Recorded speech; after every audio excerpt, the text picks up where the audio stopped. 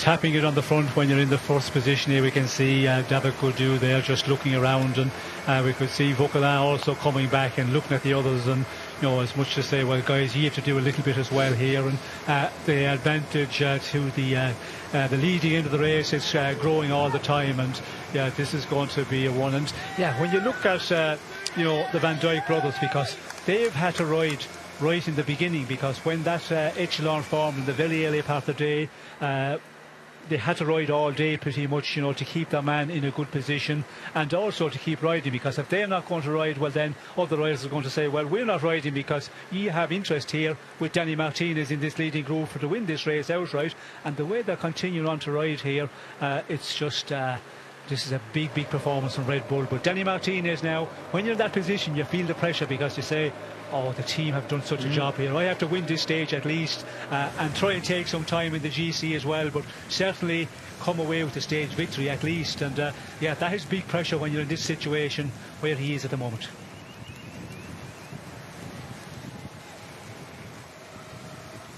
Into the final 3 kilometres at the front of the race. We're looking back at Group 3 here with Vauquelin and company. They've been losing that bit of understanding. They had to work together. Vauquelin's done most of the work. He's in the white jersey at the moment. As it stands, he should be keeping that jersey. At the front, though, what's going to happen? It's been Red Bull Bora-Hansgrohe all day. It's been a Red Bull Bora-Hansgrohe team time trial for a while, with one passenger at the back, but a deluxe VIP. Jonas Vingegaard, the 2-time winner of the Tour de France, and now winner of the Vuelta a España. Red Bull Bora-Hansgrohe will not feel very good at all if, after doing all of that work, Vingegaard blows them out the water and can win the stage. As Sean was saying, pressure is now on Danny Martinez. There's hardly anything between them in the GC, just 7 seconds now. And they're getting worse as we get higher up here. Last little bit of descending before the rise to the line now. A couple of obstacles to negotiate, and then surely the fight for the stage begins. Tim van Dijk, we salute you. What a ride from him today. They've taken on some serious terrain. Almost 2,500 metres of climbing to this point as Tim van Dijk looks around. And the final rise to the line begins just up here. A reminder that the gradients are very much in the black. The average as the final kilometre is at 10%. There's the maximum gradient of almost 20%. This lot aren't even here yet.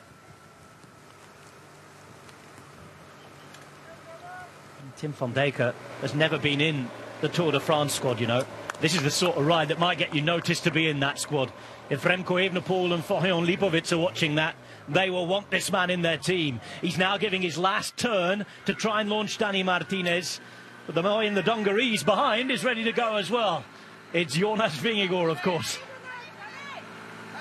11% gradient already here. Does Danny Martinez have it? Well, it's the pace being set by Tim van Dijk is just calming everybody for the moment. I mean, the two riders in his wheel here, because he is setting a real strong pace. You can see the way he's charging the climb there, and they're going to go into the very final here before the attacks come. And Danny Martinez, he's probably a rider that feels if he's got the legs, he's very explosive, and he can put in a real big one on the steeper ramps, and that's what he's probably thinking. Or is it that maybe he's also feeling, I'm not feeling the best, so I have to wait and to the last moment before I try and kick it. And we're going to find out in a minute, because these are where the hellish gradients start. Now Vingegaard looks down, make sure he's in the right gear. He's been in the big ring until now. Martinez now about to hit the front, and that could be Tim van Dijk done, I think, for the day. Final kilometres upon us. Riders swinging all over the road after a difficult day. And now it's Vingegaard. Vingegaard goes. Martinez left behind. One move, one attack, and Jonas Vingegaard, just like that, hits the front. And Tim comes back. My God, he's doing some right here, and he's going to come back and start setting the pace to try and chase down Vingegaard once again. And this is unbelievable what the two brothers have done, and you know, they're continuing on here, and yeah, this is going to be an interesting one now. Danny Martinez, you know, if you've got the legs, you've got to react immediately, so he is, you know, suffered big time that he did not try and follow Jonas Vingegaard. Jonas Vingegaard, question marks about where he was, and he's just given us an answer. In survival mode all day long. Made the split, showing that he had the racing acumen still there, and the legs, well, certainly looking the best. Now Martinez himself is off on the chase. Vingegaard is up ahead, and he's riding his way into the yellow jersey.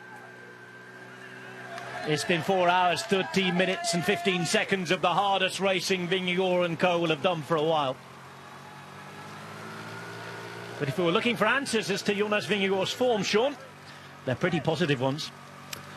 Well, this is impressive, and you know, he was out there on the front end of the race all day, and you know, these conditions, and you know, coming into your fourth race of the season, you're always concerned, am I ready, have I done enough, have I, you know, got enough to be able to do those difficult stages? And certainly today this was a real difficult one with the weather conditions, the way they have been racing. You know, sometimes you can go into the race and you know, it can be easy for the first number of days, just stay in the wheels, but today was a big test, and Vingegaard seems to be the one who is the best of the GC men. And Danny Martinez, yeah, disappointing here, and after the team, what they have done there in this final kilometres here, just taking them into a position, but just hasn't got it to match this man. Into the final few hundred metres now. Half a kilometre to go. Vingegaard made his move just over a kilometre to go. And even in the makeshift attire, he's showing that he is the best out there. Kept himself worn and as comfortable as possible all day long. But it's others who've done the work for him, and he is going to take advantage of it. Danny Martinez unable to match the Vuelta winner from last year, the two-time Tour de France winner, and the man who wants to add this race to his palmarès. Further down the mountain, Vauquelin. He's still with Martinez, Soler and Gaudu. This is the battle for third place. Third place in the general classification, that is. Tim van Dijk will be ahead of them. On the stage, Tim van Dijk still there. Well, he's in some form for these classics, isn't he? We saw in the Omloop at Nieuwsblad when he was second, but flying here. Where you would expect him to be in the openings weekend, but stage like today, what they have been doing all day, and then to be able to do, you know, that final, what they have ridden, and now on the final climb, still up there. This is, you know, this is a big performance from the big, you know, a big man to get up this lumpy terrain. Jonas Vingegaard is back racing his bike. He's returned to France. He can see the finish line ahead, and he's going to be back to finishing first. For those who want a big fight for the biggest prize in this sport, this is the news they were waiting for. It's a victory for Jonas Vingegaard after Red Bull Bora Hansgrohe worked all day long. He sat on and waited and has punished them in the final kilometre. Danny Martinez unable to be with him. And the clock is ticking now, because Vingegaard has not only won the stage, but he's taken the yellow jersey. The question is, how big will his gap be? 7 seconds before he crossed the line here of an advantage over Danny Martinez. That's 30 already. And he's going to have the best part of a minute going into the rest of this race. Jonas Vingegaard has done his best to already perhaps go a long way to winning Paris-Nice. It's 42 on the line, plus the 7. 49 or 50 seconds of a gap to Jonas Vingegaard. Second place then going to Danny Martinez. Third to Tim van Dijk.